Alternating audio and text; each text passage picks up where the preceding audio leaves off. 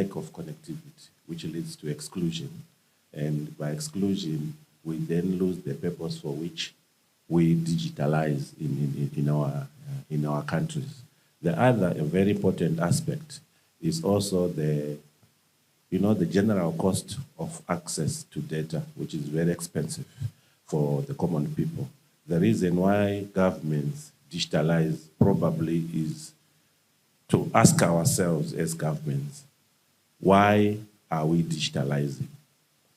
Because I think, for one, we digitalize because we want to improve service delivery. We want citizens to access services that government offers in a manner that is secure, reliable, and almost available 24/7. Part of these challenges then resonate well with the rest of Africa. But I would also hasten to say, some of the challenges have got to do with lack of protection of critical infrastructure. I think that emanates also from not understanding why we must prioritize digitalization and cybersecurity. The moment we prioritize, because most countries in Africa are actually digitalizing, and because they are digitalizing, some are actually outsourcing technologies. So that's another challenge.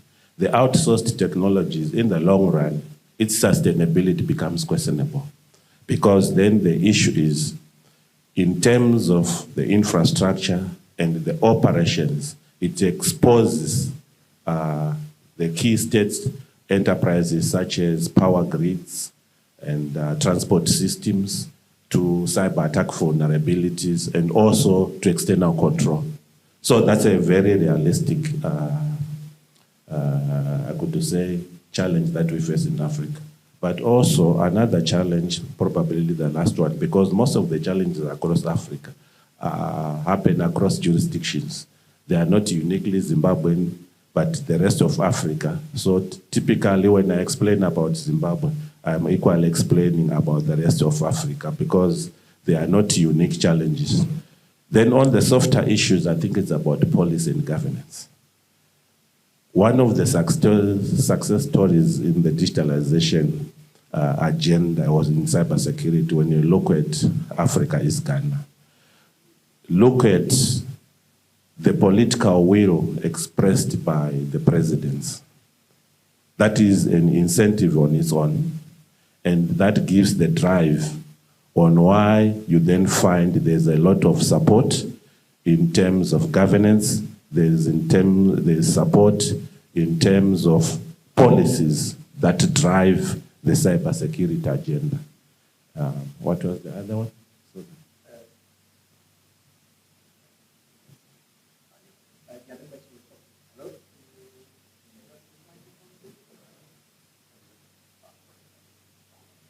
Hello, hello. That's fine.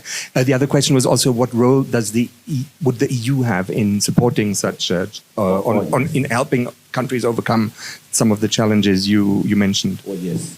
I think the EU comes in handy in terms of developing or building capacity in most of our African countries, in policy formulation, in terms of governance issues, because when you promote policy, you encourage investments. When you encourage investments, you improve the quality of life of your citizens, because there is a whole lot that comes in. For example, I was reading somewhere where it then says for every 10% increase in coverage, for example, in connectivity, there's a 1% growth in GDP. So to me, that shows that when you promote good policies and you've got good governance structures, you promote investment, you improve the quality of life. When you improve the quality of life, you improve connectivity. When you improve connectivity, you have got economic growth. And when you've got economic growth, you are then able to plow back to the community and then address other social ills that are obtainable from the social ills that come, which governments commit to do when they are elected into office. Thank you very much for those insights and recommendations.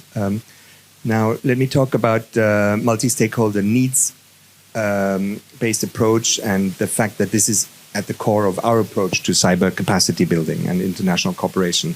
It is also within DG INPA's mandate to promote EU values, principles, priorities in multilateral fora.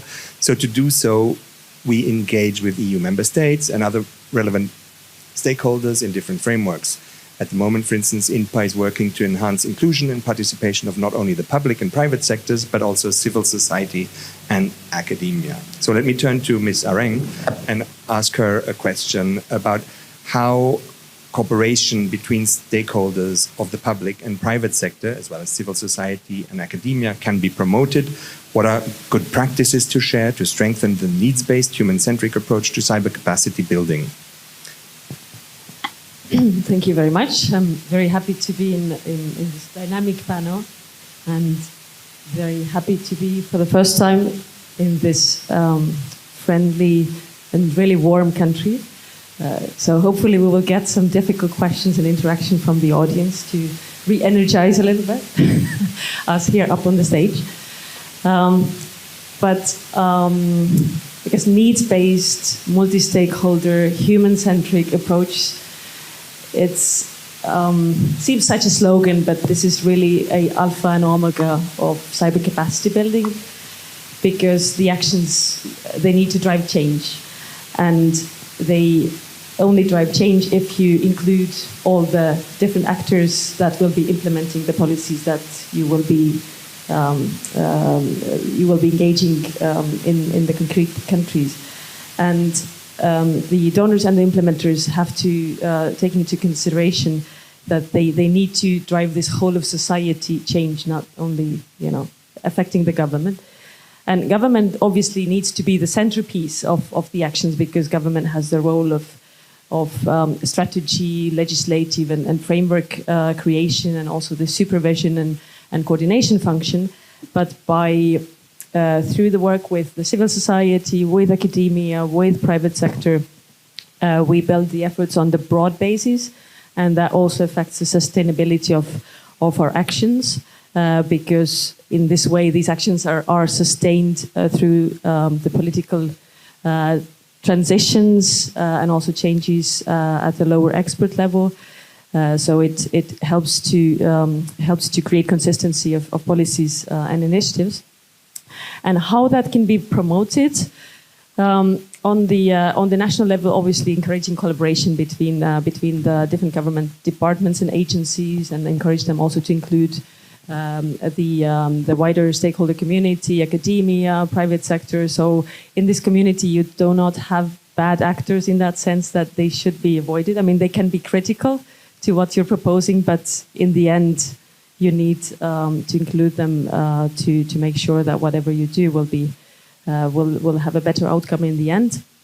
And one concrete example, perhaps, where all the different stakeholders have a stake is awareness raising or cyber hygiene. That the private sector has the knowledge and capacity and resources to develop some sort of cyber hygiene, cyber awareness raising platforms, campaigns. The NGOs can organize community level workshops and training sessions, and governments can obviously spread the knowledge further, or make the cyber hygiene tests, for example, obligatory for all civil servants. So you have to start from somewhere, from very practical examples. So this is what we are trying to achieve also through our project, with very practical, concrete elements. And also, it was mentioned that it is by the previous speaker that it is good to focus on how EU could assist the countries here is by encouraging the adoption of some policies or standards, because adoption of these best practices create also consistency in approaches across the different sectors. So if you, for example, implement baseline cybersecurity standards in the government, and you also either motivate or enforce those also to your critical sector services, so that creates a cohesion across the different sectors, and in the end you have this whole of society cyber resilience. I guess that's thank you very my much, answer Ms. to your Areng. first question. Yeah. Now, at headquarters, our colleagues at INPA, they are dealing with cybersecurity as part of a wider unit dealing with digitalization, connectivity, science, technology, and innovation. In the past year, our digital programming, as well as investments in connectivity infrastructure such as land, submarine cables, and data centers, have increased considerable. And it's foreseen that 10% of funding for projects in the upcoming years will be dedicated to such digital projects, or projects at least that contain a digital component. So to secure digital and connectivity programming, DG INPA developed a cybersecurity mainstreaming toolbox, and this toolbox aims to ensure the security by design of our digital and connectivity initiatives, whilst taking into account cyber maturity of countries in which our projects are taking place. Dr. Komiyama, I imagine that you, in your work as director of the Japanese emergency response team, that in that work, one of your daily concerns is workforce development and retention. What are your views on leveraging the expertise and resources of the private sector in cybersecurity initiatives and encouraging business to invest in workforce development? What are some of the good practices that you could share on involving the private sector to share threat intelligence with computer security incident response teams? Oh, thank you so much. Good afternoon. My name is Koichiro Sparky Komiyama from Japan.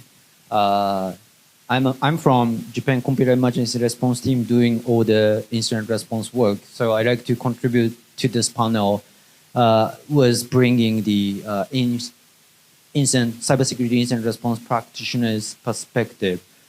First of all, we are, JPCERT is a non-profit, non-government organization, was dealing with all the incidents affecting Japanese critical infrastructures for more than 15 years. And what is unique about this organization is, since the beginning, we are keen to support, or we are keen to form the regional forum of collaboration, because take our organization as an example, we receive more than 20,000 incidents per year. It's like 100 to 200 per business days. Then among these 20,000 cases, half of cases we need to engage, or we need to collaborate with either CSIRTs, ISP, law enforcements who are working in or who are outside of Japan. So international collaboration or cooperation is really necessary from the beginning of this cybersecurity incident response work, because attackers or hackers are not in our own soil. And then talking about our collaboration with Africa, this region, I've been coming to Africa since 2010. Actually, the father of African internet is sitting in this room, so I'm afraid to explain the effort at Afrinic. But very briefly, there's a community of network engineers who's doing regular training, conference, anywhere in Africa. So back to back, or with picking back those regional cybersecurity engineer community, we provide cybersecurity training twice a year, sometime in Ghana, Botswana, Zambia, anywhere. And been to 13 different countries, and I'm very privileged to join the first Africa CERT meeting happening in Ghana was almost 8 years ago. There is now a regional CSIRT cybersecurity engineers collaboration platform for Africa as well, and proud to be part of it. And then I'm also a board member of FIRST, Forum of Incident Response Team. This is an alliance for more than 500 CSIRTs across the globe, probably the largest community. And as a board member of FIRST, I was the first one bring first event in Africa. So was in last 12 years, I try connect the African cybersecurity community to Asian and global community. So that's what I intended to do in this region. And there are several lessons learned from my own experience. The question was about the capacity building or human resources. It has been a very critical problem even in Japan because when we try to hire new engineers, it is always a competition between us and Japanese private sectors. And in most cases, they pay more than we pay. So it happens to anywhere. The situation is getting worse when we go to several Southeast Asian countries. We also provide technical training for several Southeast Asian countries, maybe for 2 years.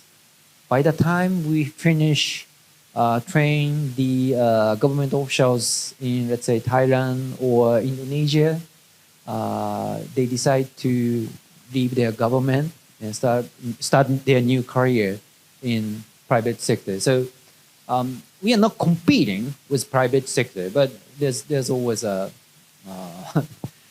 not a tension.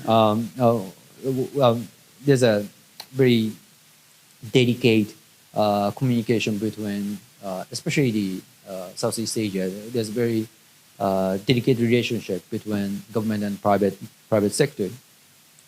Now, finally, I think in the area of human resources, capacity building, I always try not to be creative. Often the case, I'm not sure if it applies to you. If, let's say, if you got a EU funding to support Africa for next 5 years, you may want to draft the big plan from scratch. And that's the entrance or gate to the, that journey may end up in a very strange place. Talking about the cybersecurity, we have many industry well-accepted certification like CISSP, CISM, Security Plus, you name it. Also, we have all the vendor certificate provided by AWS, Microsoft, and others, Cisco maybe. And those certificates are well-aligned and well-reflect what is needed by private sector or by industry. So instead of, crafting curriculum by yourself, you may, take advantage of what is existing already. And in the end, I'm not sure, you are beneficiary. The government officials in Zimbabwe, I think it's good if they decide to, leave government and started working for Zimbabwe private sector with their Microsoft certificate or AWS certificate. That's a broader win for Zimbabwe or African economy.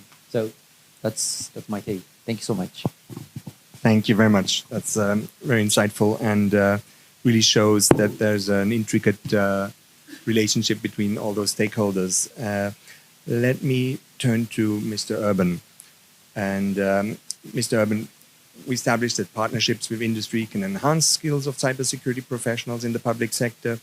In your opinion, what are the merits of including the private sector in capacity building through cybersecurity curriculum development in universities? Can you share good practices? Are there any concrete initiatives that you can share of collaboration between academia and industry to address emerging cybersecurity challenges? Hello. Thank you, Dolan, for this introduction, and thank you for giving me the opportunity to participate in this panel. I think it's about time that we talk about seriousness and getting together above all. And after all the conclusions that I take from Liina and from Komiyama and Matekaite, I think let's put it into perspective very shortly, in a historic perspective. It's strangely enough, we are now in a position that we ask, should we include academia in the future? If you think about it, it's paradoxical, no? Because all this, let's say, digital era comes from the academia. If you think about it, the internet was born through projects that came from the academia. Mr. JPCERT and deny that, I would say. And so, and the CERN, of course, also. So the research and academic work has really initiated all of this whole industry. Okay, that's how the industry evolved, and we are effectively facing a world where this is really a strong industry that dominates all our economy actually right now. So, and we have to deal with the challenges, of course, and so the thing about working together is really fundamental. Let's go back to the academia, yes, include the academia, and effectively the question about capacity development is at the core of the needs of the whole system, I would say. So I would say, yes, there is a lot of, there's scope for collaboration, obviously, between academia, private sector, and public sector, of course. So triple alliance, as they usually say, but now in these areas of collaboration, I would say, I would add civil society also to the picture, but basically, between academia and private sector in particular, the association is fundamental. It's because the private sector has its needs in terms of capacity, of course, and these needs, in turn, have to be provided for by the academia, by the universities, by the training centers, as such. That's what they are for. And so, really, that's where I would say we have some instances in Latin America that we were trying to develop in the framework precisely of the EU and Latin America cooperation. And that's, I think, the interesting thing in this session, because really, we inaugurated in March a digital alliance between the EU and Latin American economy. And this digital alliance is intended for, well, let's say, support the digital transformation in the region, in Latin American Caribbean region, but I think it could go both ways, of course. And it is also a question of, it has to be human-centric, and of course, and the cybersecurity question is of course important in this. And in different aspects,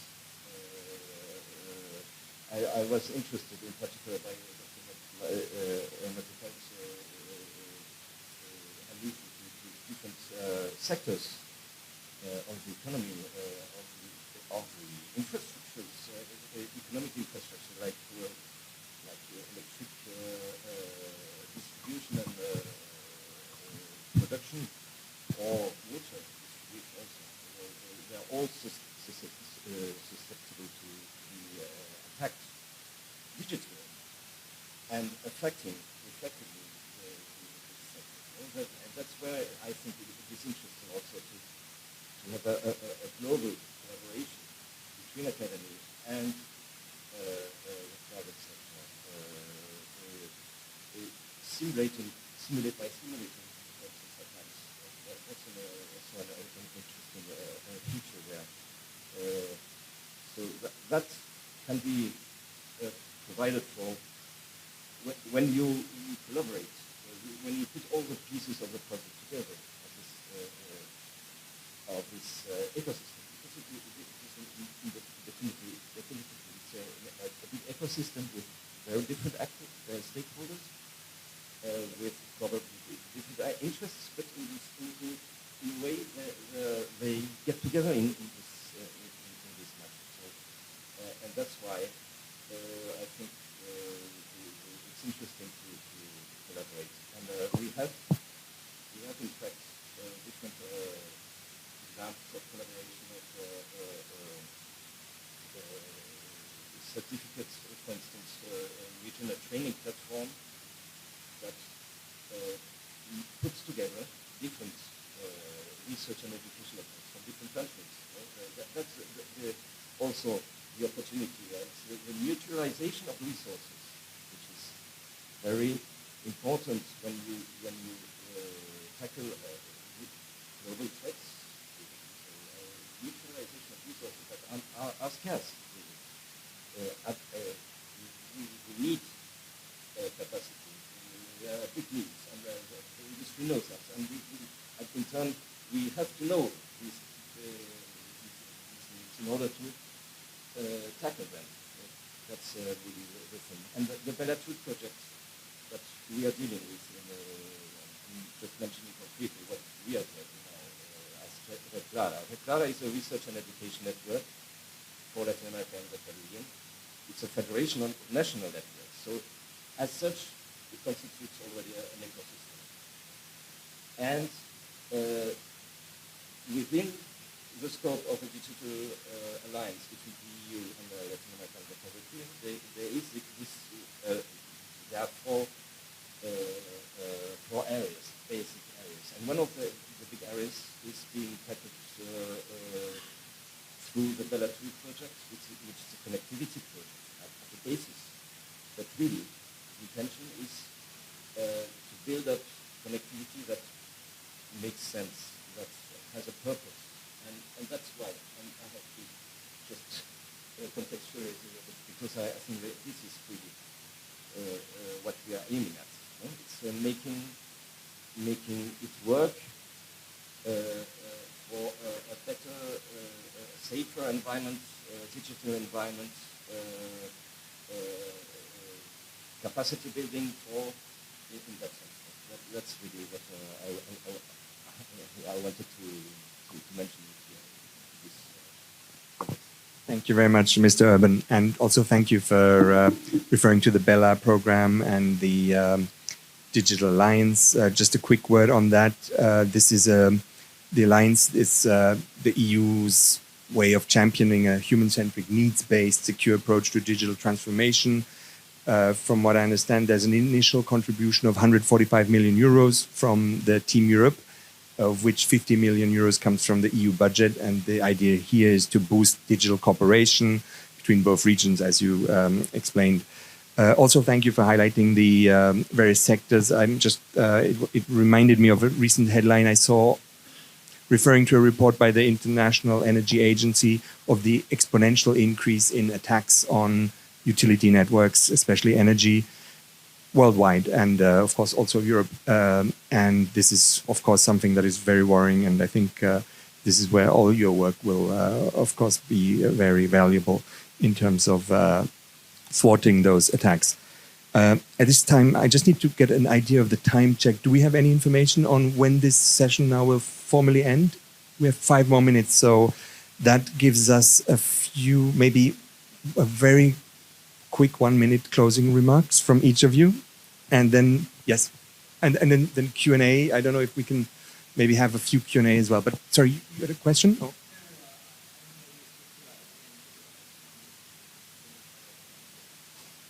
Okay, understood. Okay, may I ask you just for a very quick sort of 1 minute? Yeah, I would want to say it's very important for the EU to promote, internal dialogue between countries, because I believe there's a lot of value in unlocking when there's private sector participation, civil society, and government. When they meet, you unlock a lot of resources internally before one can then resort to looking for assistance outside the country.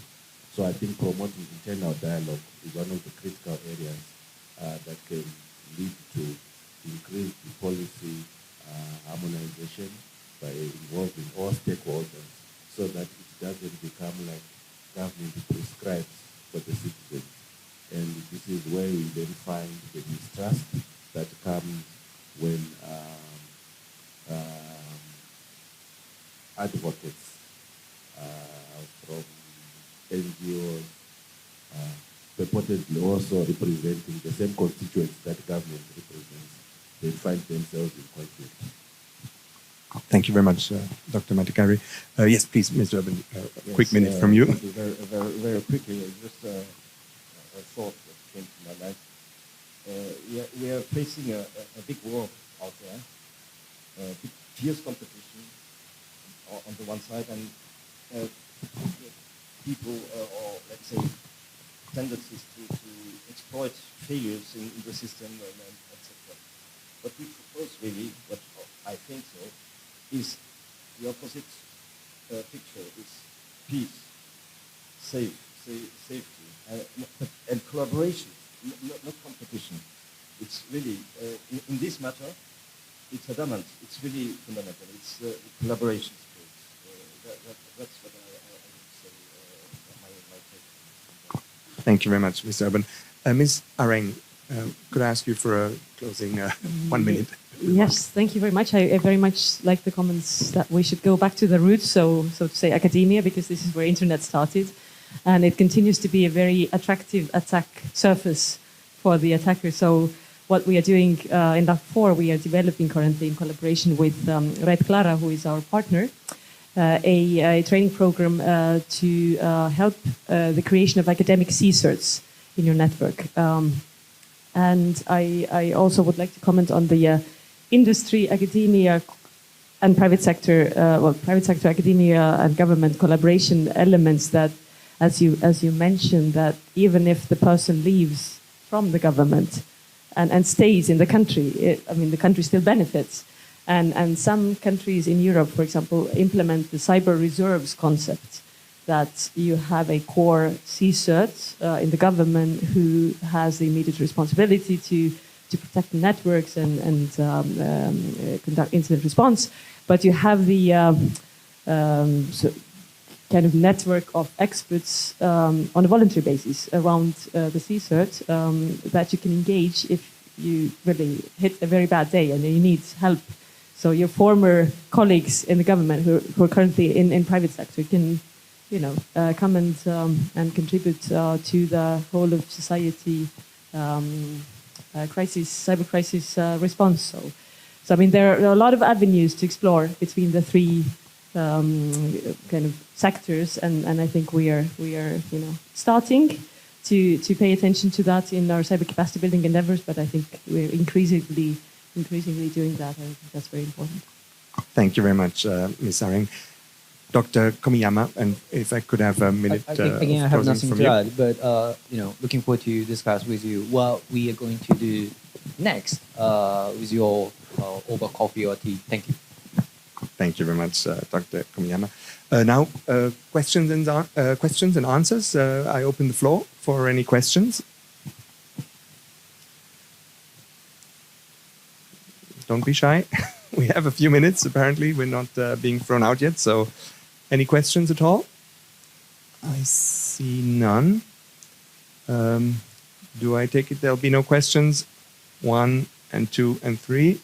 Then I say thank you very much. And thank you very much to our panelists for participating and for those very insightful recommendations and explanations and comments. Thank you very much.